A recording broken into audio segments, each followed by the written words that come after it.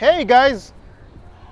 So I was just talking to my friend and he wanted to know about how I started a business in Saudi Arabia. So I just spent a few minutes in there telling him the story, and I was like, you know what? I need to create a video to share that story, because as I was retelling that story to my friend, I was like, I need to share it with more people because it might spark some ideas on how you can also be looking out for opportunities, and more importantly, you can really just go outside of your comfort zone and do something crazy like starting a business in Saudi Arabia. So stay tuned and check it out.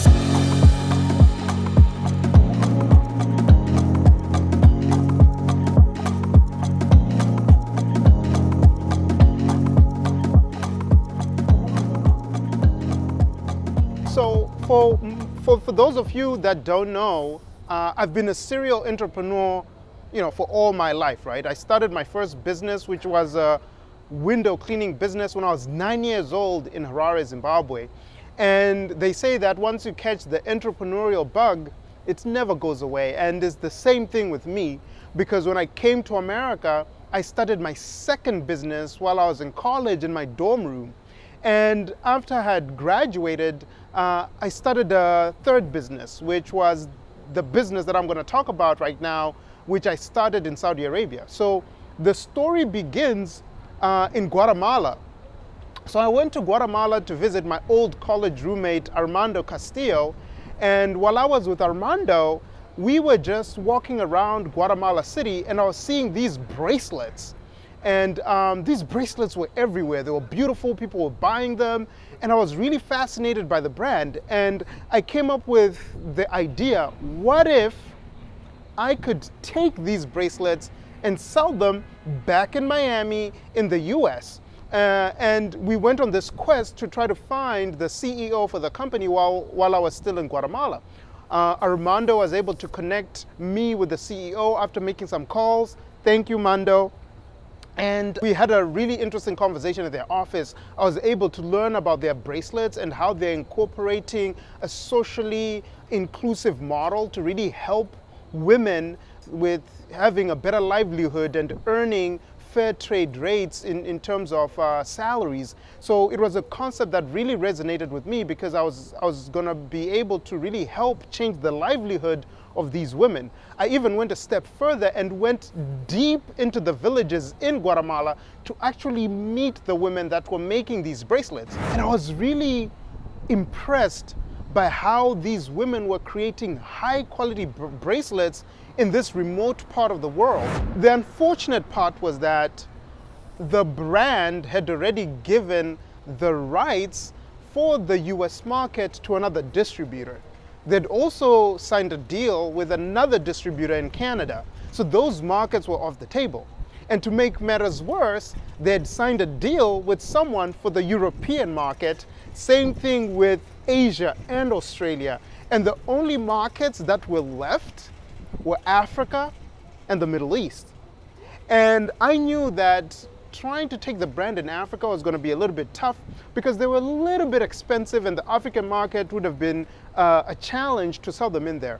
So I had to figure out a way to get them to the Middle East if I was going to continue working with them. So I didn't really know the answer at that moment in time, but I decided to take a leap in faith, and I bought about 400 bracelets on the spot. And I was like, I'm going to figure it out, because as an entrepreneur, sometimes you just have to make decisions and just run with it and figure it out. And the reason why I say that is because, the definition for an entrepreneur, in my opinion, is a problem solver, right? Entrepreneurs figure things out. So I'm not saying go out there and just kind of like make, reckless decisions and then try to figure it later. No, you want to be calculated in your approach, but you also want to make sure that you leave room for that creativity, that problem solving there. So 400 bracelets was, enough risk for me, and I was able to get the bracelets and bring them with me to the US. Now, what's interesting was that my intern at the time was from Saudi Arabia. And it just so happened that he was also thinking about going back. So when he came to me and he said, hey, I'm gonna leave, I'm gonna go back home, I asked him a question. I'm like, so what are you going to do when you get back home? He was like, I don't really know. I'm going to need to go find a job. And I was like, well, what about if we create a job? Wouldn't that be nice? So we decided to become partners, and I gave him the 400 bracelets that I had, and he took them to Saudi Arabia, and he went to what they call a bazaar, which is more like a flea market where people can come and buy merchandise from people.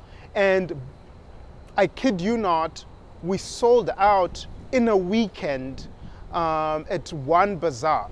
And when he called me and he told me like, hey, I'm sold out of bracelets, I need more, I couldn't believe it. And I was like, you know what, let's order more. So we ordered about 2,000, shipped them all the way to Saudi Arabia, and same thing happened, went out to another bazaar, sold out in a weekend, and that's when I knew this could be something. So we put in all the paperwork that we needed to put in to set ourselves up as a real proper business in Saudi Arabia. And I flew back to Guatemala, negotiated the contract with Wakami so we could be their official distributor in the Middle East. Now, the reason why I'm sharing this story, guys, is I really want to impress on you that you always need to be keeping your eyes open for opportunity. Because as I was walking in Guatemala and seeing these bracelets, I could have easily ignored the fact that, hey, there's an opportunity here to take this brand into another market and create value, make money, and change lives along the way. So if you're an entrepreneur or someone who wants to be an entrepreneur, having that sixth sense of always be looking for opportunities everywhere you are will enable you to create value where others aren't able to create value. And the other thing too that I want you guys to learn is that if you want to be an entrepreneur, you need to be comfortable with taking risks. So when I bought the 400 bracelets, not knowing how I was going to sell them, that was a risk. But as an entrepreneur, being comfortable with the uncomfortable is just cost of doing business. So I've just shared with you 2 points so far, right? That you always need to be looking for opportunities, and you should also be willing to take risks.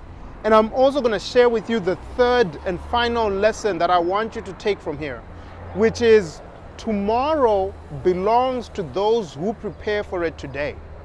So if my intern Shadi, who ended up becoming my business partner, had gone to Saudi Arabia without the bracelets, we wouldn't have been able to start the business together because there would have been no bracelets to take. There would not have been a business opportunity on the table for us to work together. But because I was prepared at that moment with a business opportunity when he was getting ready to leave, we were able to then take control of the future. So the future belongs to those who prepare for it today, which leads me to the fact that you need to always be thinking every single day, how can I prepare myself to take advantage of opportunities that might come out tomorrow? So you can read more about this story in my book, The Spear Method. There's a chapter in there where I talk more about that journey of how we set up the business in Saudi Arabia. And I'm giving that book to you for free. Just click the link below in the description and just have the book mailed out to you. So guys, remember, always be looking for opportunities, be prepared to take risks, but more importantly, the future belongs to those who prepare for it today. Have a good day.